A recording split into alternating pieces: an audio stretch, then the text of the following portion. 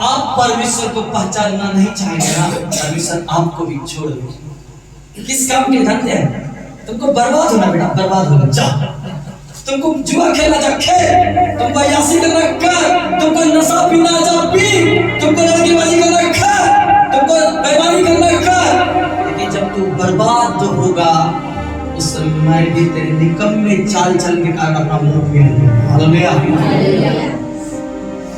और शैतान जिसके सामने आपने जब प्रभु यीशु मसीह के पास जब आए और आप आके जब उस शैतान को, जिससे आपका बहुत बड़ा रिश्ता था, आपका दोस्त था, परम मित्र था, आप उसके अधीन होकर चलते थे, आप उसके कामों को पूरा करते थे, जो उसका स्वभाव है उसको आप जीते थे।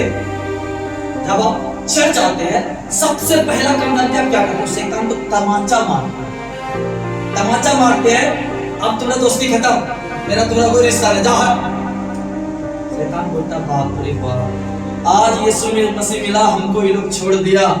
इतना पाप में मजा ले रहा था, इतना बुराई में जी रहा था, इतना निकम्मा चाल चलन में चल रहा था, उस समय तो तुम तो बहुत मजा में था। आज तुम यीशु मसीह के पास आया है और हमको तमाचा मार रहा। अच्छा ठीक, कोई बात नहीं, आओ एक दिन तो उठ पहाड़ के नीचे आएगा। हालेलुया। बाइबल करता है, वो इंतजार करता है, वो ताक में रहता है। सचेत हो और जागते हो। क्या बोल रहा है? सचेत हो। सबसे पहले आप सावधान हो जाइए। अगर आप मसीह के पास आए हैं, आपको सावधान होना। उससे एक जीवित सच्ची घटना को मैं आपको आज जोड़ के बताऊंगा।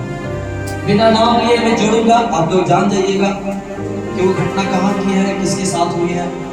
सचेत हो, सावधान रहो और जागते रहो।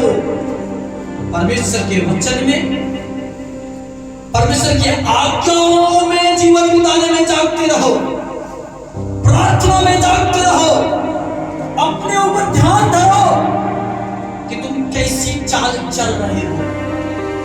तुम्हारा हर एक कदम पे तुम्हारा नजर होना चाहिए कि तुम्हारा अगला कदम कहीं किसी चुभने वाले चीज पर तो नहीं जा रहा है, किसी गड्ढे में तो नहीं जा रहा है, शैतान के किसी फंदे में तो तुम नहीं फंसने वाले हो।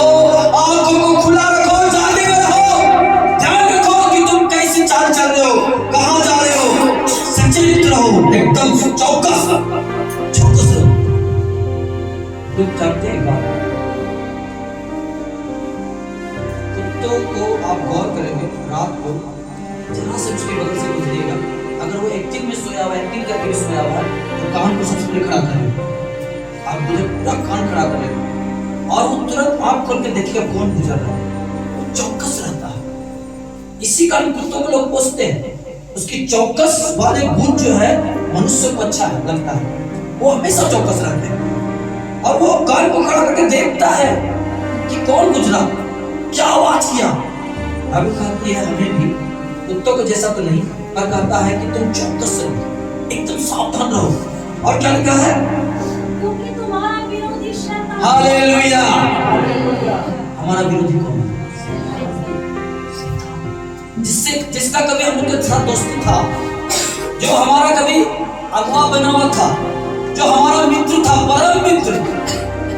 हम अगर कुछ गलत कामों को करते थे, उसी के स्वभाव के अनुसार करते थे। अगर हम झूठ बोलते थे, चोरी करते थे, बेईमानी करते थे, बेविचार करते थे, नशा करते थे, जुआ खेलते थे, किसी के साथ मारपीट करते थे, तो उन्हीं के स्वभाव के अनुसार करते थे, क्योंकि ये स्वभाव मेरा परमेश्वर यीशु मसीह का नहीं है। ये स्वभाव यीशु मसीह का नहीं। हम उसे अपना अगुआ माने थे, उसे अपना दोस्त माने थे और उसी के स्वभाव में चलते थे। जितनी बातों में बड़ा सावधान रहिए। मेरे कुछ लोग सावधान नहीं। बाइबल कहता है अगुआ, अगर मैं इस चर्च का अगुआ हूं, मुझे बाइबल कहता है तू अपने लोगों की चौकसी कर, क्या कर? चिता बता, सावधान कर, क्या बातें होने वाली है, क्या हो रही है, कैसे तुमको बचना है। मैं उस अधिकार से आप लोगों से बात करता हूं और ये परमेश्वर की ओर से कर रहा हूं। वो शैतान जो विरोधी है, क्यों विरोधी हो गया? पहले तो दोस्त था, अब क्यों विरोधी हो गया? क्योंकि हमने अब उनसे कहा है कि मैंने तुम्हारे कहने पर बहुत दिन झूठ बोला, तुम्हारे स्वभाव को अपनाया, पर अब मैं सच बोलने वाला यीशु मसीह का बेटा और बेटी बन गया। मैंने तुम्हारे कहने पर, तुम्हारे उकसाने पर, तुम्हारे प्रेरित करने पर मैंने बहुत ही नशा में जीवन बिताया, लेकिन अब मैं यीशु मसीह का बेटा बनकर, जिसने कहा कि नशा अगर तुम करोगे तो स्वर्ग में आने नहीं दोगे। हालेलुया। पर नशा से जो मन के अंदर अनवायलेंस क्रिएट होता है, वो लोग को परमेश्वर के नजर में गिरा देता है, क्योंकि वो ना किसी का इज्जत करता है, ना किसी का सम्मान करेगा, ना वो परमेश्वर का भय मानेगा। उस समय उसका ब्रेन लड़ाई करेगा तो किसी से कर रहा है तो कर रहा, गाली दे रहा तो दे रहा, मारपीट कर रहा तो कर रहा, दंगा कर लेगा, फसाद कर लेगा, यहाँ तक कि हत्या भी कर देगा। जो इंसान किसी के सामने मिमियाता है, उसको 2 बोतल दारू पिला दीजिए, वो किसी का हत्या कर देगा, इतना ताकत आ जाता है। ताकत नहीं आता, सिर्फ ब्रेन को एक केमिकल लोचा हो जाता है।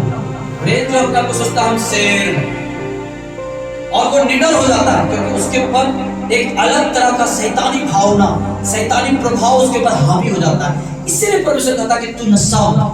हालेलुया। और लिखा है कि सचेत हो, तुम्हारा विरोधी जो कि हमें सिखाता था बुरे कामों करने के लिए, लालच करने के लिए, दूसरे का शोषण करने के लिए, दूसरे का जो है कमाई में से बहुत सारा ऐसी बातें, किसी का बिजनेस हड़प लेना, किसी की जमीन हड़प लेना, किसी की नौकरी खा जाना, किसी का बहू बेटी हड़प लेना, ये सब बातें शैतान का ही स्वभाव है। हालेलुया। और वो हमारे अंदर ढाला हुआ था, और हमने उससे साफ कहा अब मैं यीशु मसीह का बेटा और बेटी हो गया हूं।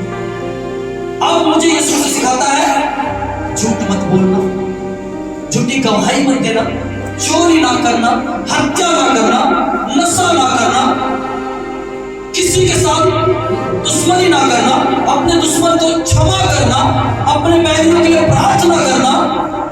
हमको यीशु मसीह ये सिखाता है। ठीक अपोजिट, उस दुष्ट के अपोजिट। तो जो आप जिस दोस्त को छोड़ के आए हैं, वो आपको छोड़ देगा क्या?